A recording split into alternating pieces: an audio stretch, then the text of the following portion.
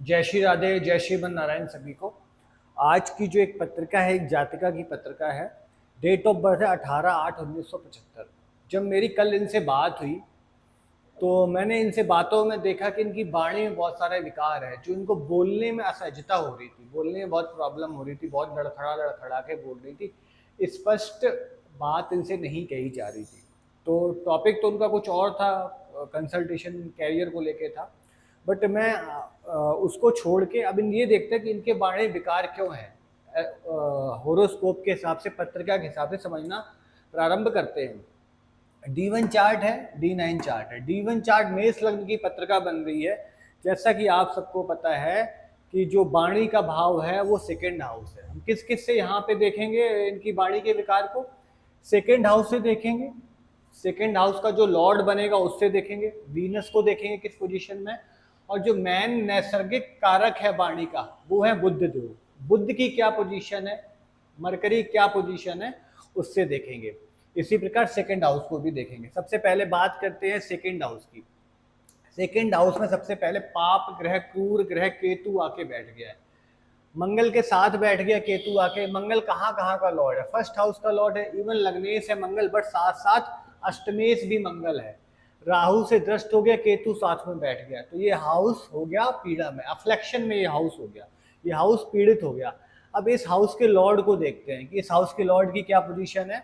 इस हाउस का जो लॉर्ड है वीनस, पांचवें भाव में सूर्य की राशि में आके बैठ गया है, शत्रु की राशि में आके बैठ गया। तो मतलब ये भी पीड़ा में आ गया, ये भी उतना स्ट्रांग नहीं रहा। चौथी दृष्टि से मंगल इसको देख रहा है। मंगल कौन सी राशि का कारक है? मंगल कारक है फर्स्ट हाउस का और एट्थ हाउस का। ठीक है, तो ये इसका लॉर्ड भी पीड़ित हो गया, ये हाउस भी पीड़ित हो गया। तो मतलब दिखा रहा है कि वाणी में विकार है। ठीक है, बोलने में तकलीफ रह सकती है, तोतलापन है एक्चुअली इनके अंदर, बोलने बहुत फास्ट फास्ट बोलने की कोशिश करती है, जिस वजह से आवाज क्लियर इनकी नहीं आती है। अब देखते हैं, जैसे मैंने कहा था नैसर्गिक ग्रह, वाणी का नैसर्गिक ग्रह कौन है बोलचाल का? बुध है। बुध क्या है? बुध तो उच्च का हो गया, अपने घर में आके बैठ गया है। ठीक है, लेकिन छठवें भाव में आके बैठा है। छठवां भाव 6, 8, 12 भाव में किसी ग्रह का जाना उसको पीड़ा दिखाता है। इवन बुध अपने घर में है, कोई दिक्कत नहीं है। ठीक है, और क्या है, ये बुध कैसे पीड़ित हो गया? शनि की तीसरी दृष्टि से बुध पीड़ित हो गया। शनि कौन सा, कैसा ग्रह? पापी ग्रह है। जो भी शनि की दृष्टियां होती हैं उनको शुभ नहीं माना जाता है।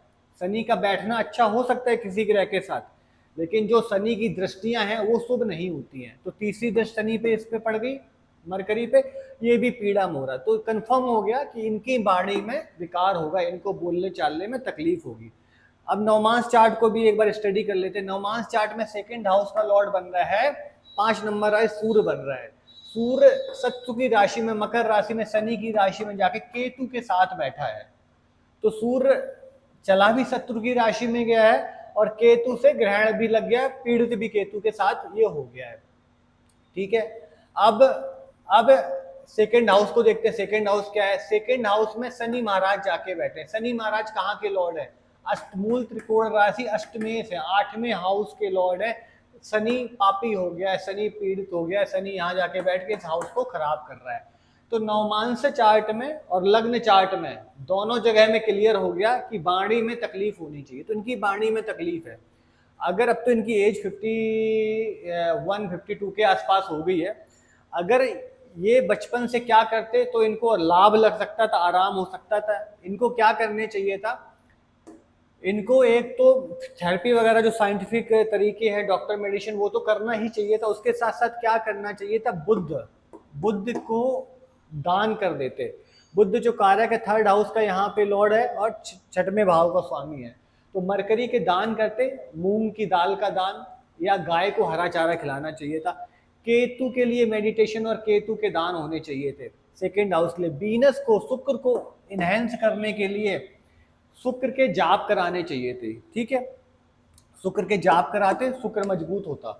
ठीक है, ये 3-4 काम करने से जो इनकी वाणी का विकार है, जो वो अभी इस एज तक बना हुआ है, अब क्या सुधरेगा जब अब तक नहीं सुधरा, तो इन चीज़ों को रिकवर करा जा सकता था। ठीक है, तो होप आपको समझ आया होगा। मैं ये प्रिडिक्शन देना इसलिए स्टार्ट किया है कि जो भी मेरे स्टूडेंट हैं, जो मुझसे पढ़ रहे हैं, जो मुझसे एस्ट्रोलॉजी सीख रहे हैं, अगर साथ साथ ये देखते जाएंगे कि कौन सा ग्रह खराब है, कौन सा हाउस कैसे रिएक्ट करता है, कौन सा ग्रह कहाँ बैठ के क्या करता है, तो माइंड में एक कॉन्सेप्ट बनना स्टार्ट उनके हो जाएगा कि हॉरोस्कोप का प्रेडिक्शन देते कैसे हैं। अभी जब टाइम आगे आएगा तो दशा वगैरह ही बताऊंगा, कोई किसी को प्रेडिक्शन देनी है तो कैसे प्रेडिक्शन उसको देनी है। ठीक है, तो होप आपको समझ आया होगा कि इनकी वाणी में विकार क्यों है। अगर आप लोगों में से भी किसी का सवाल है तो कमेंट सेक्शन में जाके आप वो सवाल पूछ सकते हैं। और कोई अगर पर्सनल कंसल्टेशन चाहता है तो डीएम करके डायरेक्ट मुझे व्हाट्सअप नंबर उसमें मिल जाएगा आपको मेरे चैनल में, तो डायरेक्ट डीएम कर सकते हो। तो वहाँ पे आप मुझे प्राइवेट कंसल्टेशन ले सकते हो। तब तक के लिए स्वस्थ रहें, मस्त रहें, धन्यवाद।